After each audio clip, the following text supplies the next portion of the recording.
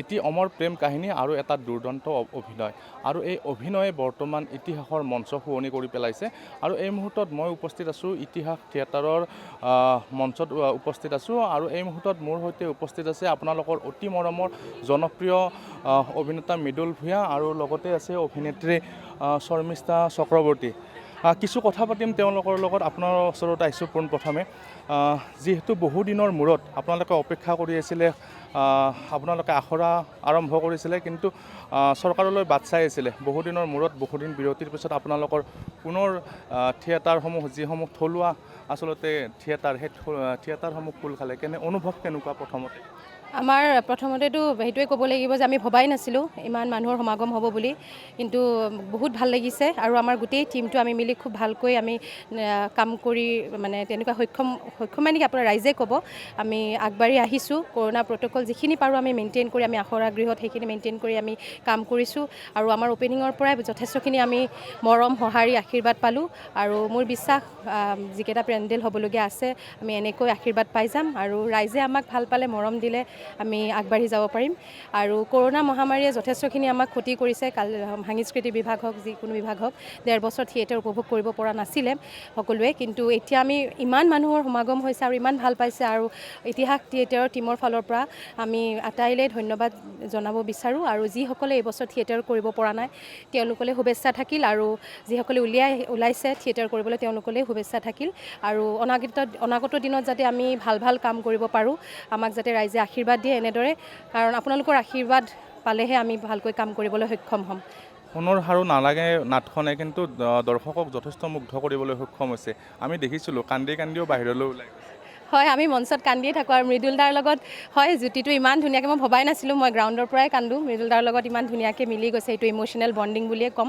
আৰু প্ৰথম দিনাখনৰ পৰাই যেতিয়া অভিজিত দাই স্ক্ৰিপ্টখন মেলিছে সেইদিনাখনৰ পৰাই যেনেকৈ অনুভৱ, মানে চৰিত্ৰটো দীপালী বাৰ চৰিত্ৰ বা কণ্ঠশিল্পী হিচাপে তেনেকুৱা লোৱা হৈছে, কিন্তু সেইখিনি ধৰক আমি তাৰ ৰূপায়ণ কৰিব পাৰি, মানে আমি সেইখিনি কৰিব পাৰিছোঁ নে এইটো অডিয়েঞ্চে ক'ব, কিন্তু যিখিনি পাৰি চেষ্টা দিব লাগে আমি গোটেইখিনি দিছোঁ আৰু এজ এ টীম ৱৰ্ক আমি যথেষ্টখিনি কাম কৰিছোঁ আৰু ৰাইজৰ সঁহাৰিও পাইছোঁ আৰু আশীৰ্বাদো পাইছোঁ আৰু থেংকছ টু মৃদুল দা ইমানখিনি ছাপোৰ্ট কৰাৰ বাবে আৰু ইতিহাস টীমক মোৰ ফালৰ পৰা সকলো ফালৰ পৰা আন্তৰিক শুভেচ্ছা থাকিল। ঠিক আছে, অনাগত দিনৰ বাবে আপোনাক শুভেচ্ছা জ্ঞাপন কৰিলোঁ আৰু এই মুহূৰ্তত মই মৃদুল দাৰ ওচৰলৈ আহিছোঁ। কি জনাব আপোনালোকক কিন্তু সেইদিনা দৰ্শকে কান্দি আপোনালোকৰ ওচৰলৈ আহিছিলে আপোনালোকৰ অভিনয় দেখি কিনে? হয়, মই প্ৰথমতে এটা কথা কওঁ, যিসকল প্ৰযোজকে মহামাৰীৰ পিছত চৰকাৰৰ যিটো দয়া, চৰকাৰৰ অনুমতি দিয়াৰ পিছত যিসকলে আগ্ৰহেৰে সাহস কৰি থিয়েটাৰ ওলালে তেওঁলোকক প্ৰথমতে মই আন্তৰিক কৃতজ্ঞতা জ্ঞাপন কৰিছোঁ। তেওঁলোকৰ সদিচ্ছাৰ অবিহনে আমি আজি মঞ্চত উঠিব নোৱাৰিলোহেঁতেন।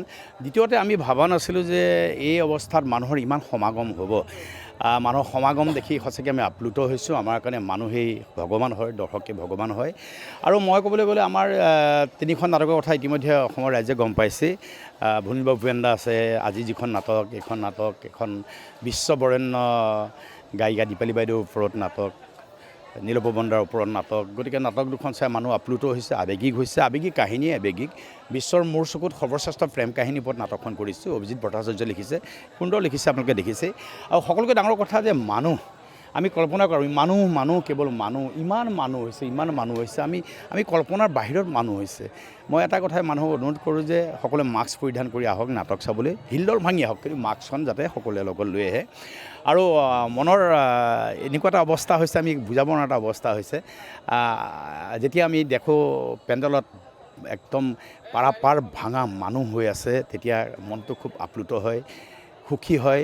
নাছিলে চাগে? নাই, ইমান আশা কৰা নাছিলোঁ আমি হ'ব বুলি। আৰু চবতকৈ ডাঙৰ কথা, আমাৰ যিটো টীম, ইতিহাস থিয়েটাৰৰ যিটো মানে টীম, টোটেল টীম, চাহদিয়াৰ পৰা একেবাৰে জ্যেষ্ঠ শিল্পীলৈকে টীমটো অতি সবল আৰু শক্তিশালী। প্ৰত্যেকে নিজা দায়িত্ববিলাক ইমান সাংঘাতিক ধৰণে পালন কৰিছে, সকলোৱে নিজৰ চৰিত্ৰ ন্যায় দিছে। সেইকাৰণে মানুহে এনেকৈ ভাল পাইছে আৰু মানুহক আমি সেৱা জনাইছোঁ। আৰু সকলোতকৈ ডাঙৰ কথা, আজি বেলচৰবাসী ৰাইজে আমাক যি মৰম দিছে, আজি কালি দিছে, আজি দিছে, কালিও দিব। এই মৰমৰ কাৰণে বেলচৰবাসী ৰাইজৰ ওচৰত আমি নতশিৰে প্ৰণাম জনাইছোঁ ইতিহাস পৰিয়ালৰ তৰফৰ পৰা। আৰু সেইদিনাখন আপোনালোকে দেখিছে এজন মানুহে কানি আহি পেলাই আমাৰ ওচৰলৈ আহিছিলে।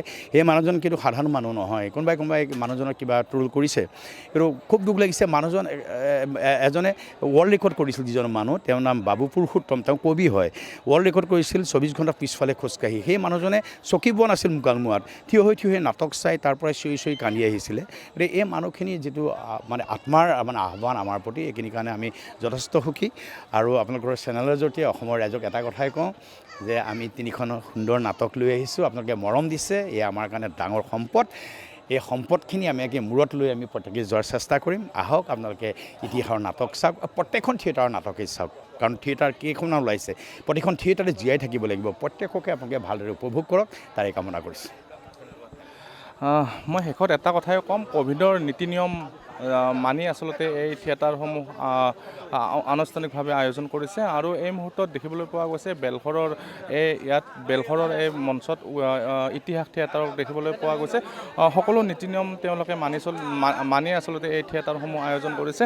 আৰু শেষত পুনৰবাৰ এটা কথা ক'ম, যি থলুৱা এই উদ্যোগ, ভ্ৰাম্যমান যি উদ্যোগ, সেই উদ্যোগটোক জীয়াই ৰখাৰ বাবে আচলতে চৰকাৰে যি SOP তেওঁলোকে নিৰ্ধাৰণ কৰিছে, আৰু তাকে লৈ এই শিল্পীসকলক আপোনালোকে দেখিবলৈ পাইছে, তেখেতসকলে যথেষ্ট অনুভৱ কৰিছে। কিন্তু এটা কথা শেষত পুনৰবাৰ তেখেতসকলে কৈছে যে ক'ভিডৰ যি নীতি নিয়ম বা যি প্ৰট'কল বা তেওঁলোকে মাস্ক পিন্ধা যিসমূহ নীতি নিয়ম আছে, সেইসমূহ যাতে দৰ্শকে পালন কৰে।